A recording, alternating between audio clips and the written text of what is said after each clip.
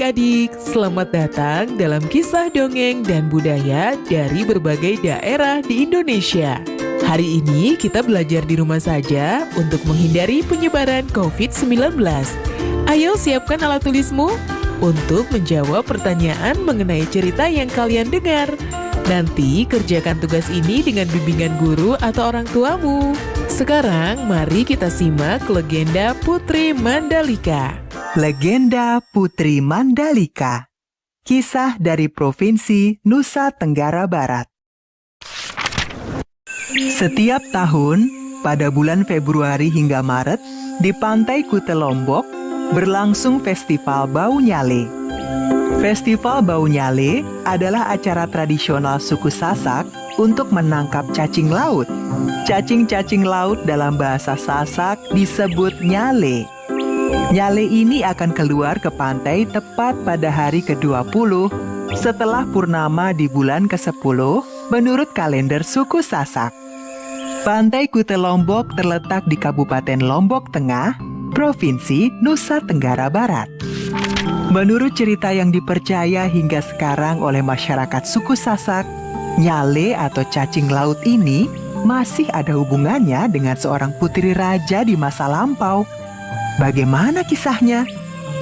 Mari kita simak dalam cerita berikut ini.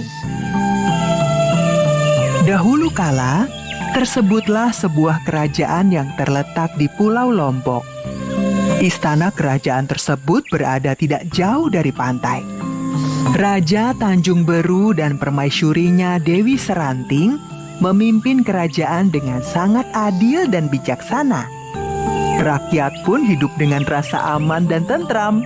Dengan pemimpin yang mumpuni, rakyat sebuah negeri akan mengalami kemakmuran dan kesejahteraan. Kebahagiaan rakyat dan keluarga istana semakin bertambah setelah permaisuri melahirkan seorang bayi perempuan, Putri Mandalika, nama yang diberikan oleh Raja Tanjung Beru kepada putrinya. Hingga akhirnya Putri Mandalika tumbuh dewasa. Selain cantik, Putri Mandalika juga memiliki tabiat yang sangat luhur. Pangeran, Anda dari negeri yang sangat jauh. Kalau boleh tahu, apa tujuan pangeran berkunjung ke negeri kami? Maafkan Ananda, Yang Mulia Raja Tanjung Beru. Selama ini, Ananda telah mendengar tentang Putri Mandalika yang tidak hanya cantik, tetapi juga memiliki budi pekerti yang sangat luhur. Tujuan dari kedatangan Ananda adalah untuk melamar Putri Mandalika.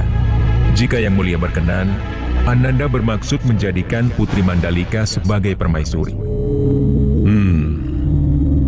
Sebagai seorang ayah, saya sangat tersanjung jika Mandalika menjadi permaisuri. Namun, untuk masalah ini, biarlah saya berbicara dengan Mandalika dan ibunya. Baik, terima kasih Yang Mulia telah berkenan mempertimbangkan lamaran Ananda. Untuk sementara, pangeran bisa beristirahat dahulu di istana khusus tamu kerajaan. Yang Mulia, tujuan Ananda adalah untuk melamar Putri Mandalika. Yang Mulia, maksud kedatangan Ananda? Ternyata bukan hanya satu pangeran yang melamar Putri Mandalika. Belasan pangeran dari berbagai negeri datang untuk melamar Putri Mandalika. Karena banyaknya pelamar yang datang, Raja Tanjung Beru mengadakan rapat terbatas dengan permaisuri dan putrinya. Mandalika, saat ini telah datang belasan pangeran dari berbagai negeri. Ayah tidak memutuskan pangeran mana yang akan ayah terima. Karena itu, keputusan ini akan ayah serahkan padamu. Mandalika, ibu dan ayah akan merestui siapapun pangeran yang akan engkau pilih. Ibu hanya bisa mendoakan engkau memilih suami yang tepat. Putri Mandalika tidak langsung memberi jawaban. Putri Mandalika pun memanggil semua pangeran yang melamarnya ke balairung istana. Putri Mandalika ingin mengenali siapa saja pangeran yang melamarnya. Putri Mandalika sepertinya berpikir keras menentukan pilihan. Sedangkan para pangeran itu mulai tidak sabar. Terjadi keributan kecil di antara mereka. Putri Mandalika pasti akan memilihku. Ayahku adalah raja besar yang menguasai utara. Tidak mungkin. Akulah putra mahkota kerajaan barat sana. Putri pasti memilihku. Ayahku adalah penguasa lautan di timur. Akulah yang paling layak menikah dengan Putri Mandalika. Jika sampai kamu atau kamu yang terpilih, kupastikan pasukanku akan menyerang kerajaan kalian. Kamu pikir aku tidak berani menyerang kerajaanmu? Pasukanku punya persenjataan yang lebih lengkap. Kerajaanmu akan kuratakan dengan tanah. Kalau aku tidak terpilih, maka aku bersumpah, semua armada angkatan laut ayahku akan meluluhlantahkan negeri kalian. Akan kubumi hanguskan negeri kalian hingga tak tersisa. Diam kalian! Para pangeran langsung diam di tempat karena terkejut Putri Mandalika ternyata berani membentak mereka. Pada hari ke-20 bulan ke-10 atau 3 hari dari sekarang, pagi-pagi sekali, datanglah ke pantai. Aku akan memberi jawaban kepada kalian. Masih ada waktu 3 hari lagi. Putri Mandalika menunda jawaban dan pergi ke pantai. Putri Mandalika sepertinya tidak ingin gegabah mengambil keputusan. Dia sudah melihat ancaman perang besar jika memberi jawaban dengan terburu-buru.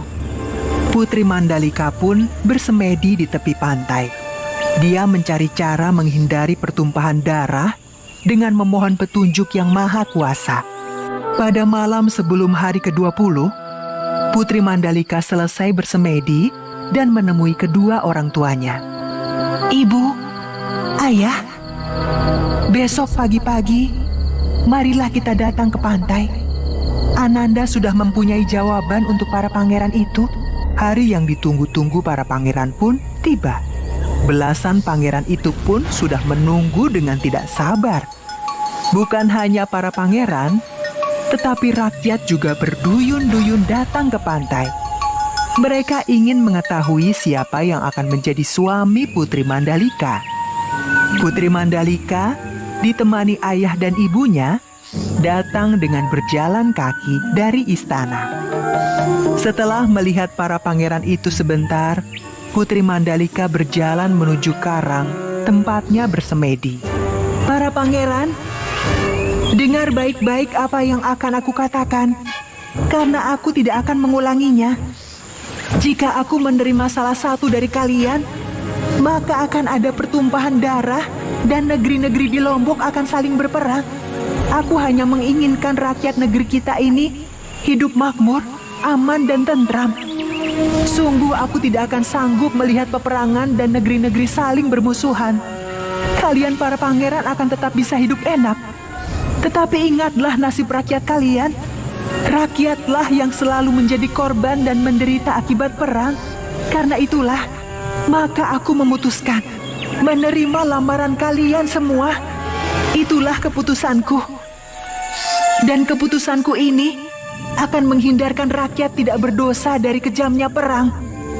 Ibu dan ayah, terima kasih telah membesarkanku dengan kasih sayang. Ananda merasa belum cukup berbakti untuk membalas kebaikan ibu dan ayah.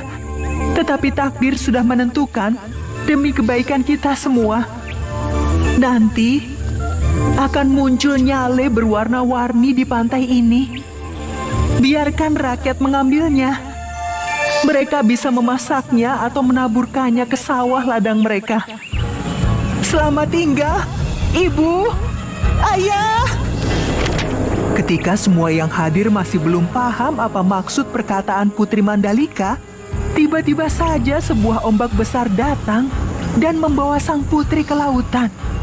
Tanpa dikomando, seluruh rakyat dan pangeran segera terjun ke laut mencari sang putri. Mereka berusaha menyelamatkan Putri Mandalika. Tapi, sepertinya usaha mereka sia-sia. Sang putri telah memutuskan melebur bersama lautan. Ketika semua sudah sangat kelelahan mencari sang putri, tiba-tiba dari arah laut, datanglah nyale berwarna-warni yang jumlahnya ribuan. Akhirnya, semua yang hadir menjadi paham maksud sang putri. Seperti pesan Putri Mandalika, rakyat mengambil nyale-nyale tersebut. Sebagian mereka masak, dan sebagian lainnya ditaburkan di sawah atau kebun agar tanaman tumbuh subur. Dan setiap tahunnya, tepat hari ke-20 bulan ke-10 penanggalan suku Sasak, Nyale-nyale yang jumlahnya ribuan datang ke pantai. Nah adik-adik, sekarang waktunya menjawab pertanyaan. Siap-siap mencatat ya. Pertanyaannya adalah, bagaimana menurut kalian tentang sikap dan tindakan Putri Mandalika ketika mengambil keputusan untuk menyeburkan diri ke laut? Dicatat ya. Bagaimana menurut kalian tentang sikap dan tindakan Putri Mandalika ketika mengambil keputusan untuk menyeburkan diri ke laut? Jawablah pertanyaan ini sebagai tugas ya.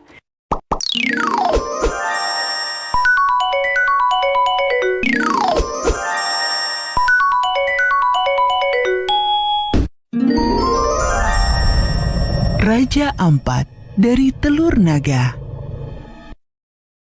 Alkisah, tinggallah sepasang suami istri di kampung Wawiyai Raja Ampat, tepatnya di daerah Papua Barat. Seperti biasa, mereka pergi untuk mencari makanan setiap paginya. Ketika mereka sedang mencari makanan, mereka menemukan 6 butir telur yang besar, yang berbeda dengan telur pada umumnya. Istriku, coba lihat apa yang aku temukan. Ini apa ya? Sepertinya ini telur. Iya, sepertinya ini adalah telur-telur naga. Bisakah kita membawa telur-telur ini ke rumah kita, suamiku?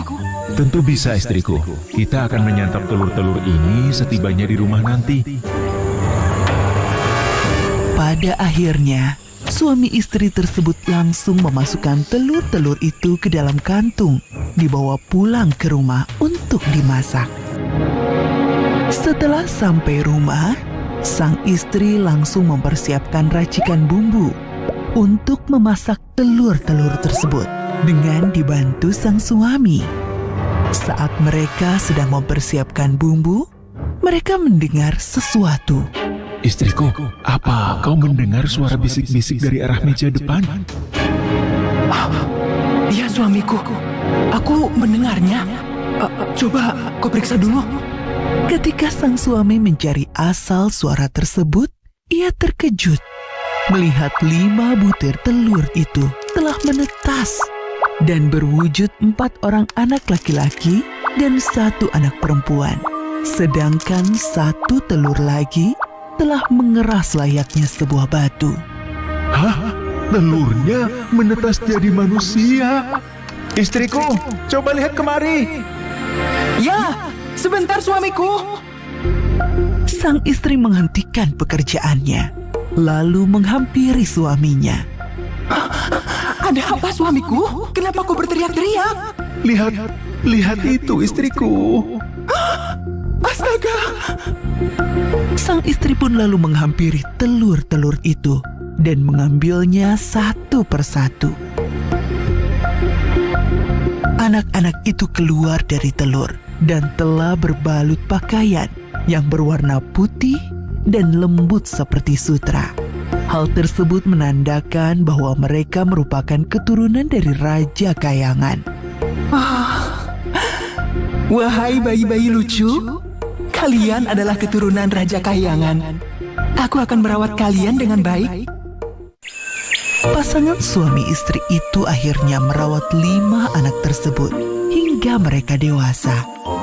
Setelah dewasa, keempat anak laki-laki itu kemudian menjadi raja yang berkuasa di Pulau Waigeo, Pulau Misol, Pulau Salawati, dan Pulau Batanta. Sementara si anak perempuan, dikarenakan suatu sebab, ia diasingkan di Pulau Numfor dan memiliki keturunan di pulau tersebut.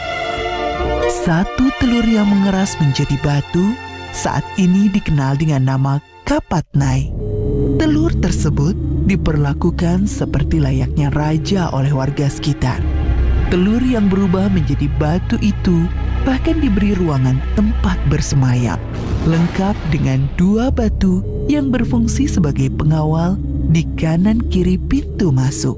Setiap tahunnya batu tersebut dimandikan, kemudian air sisa mandinya batu tersebut juga disiramkan sebagai pembaptisan suku KW. Batu tersebut tidak setiap saat dapat dilihat, kecuali 1 tahun sekali, yaitu saat dimandikan dalam upacara adat. Oleh karena masyarakat menghormati keberadaan telur batu tersebut, masyarakat membuat rumah yang dibangun di tepi sungai Waikeo sebagai tempat tinggalnya.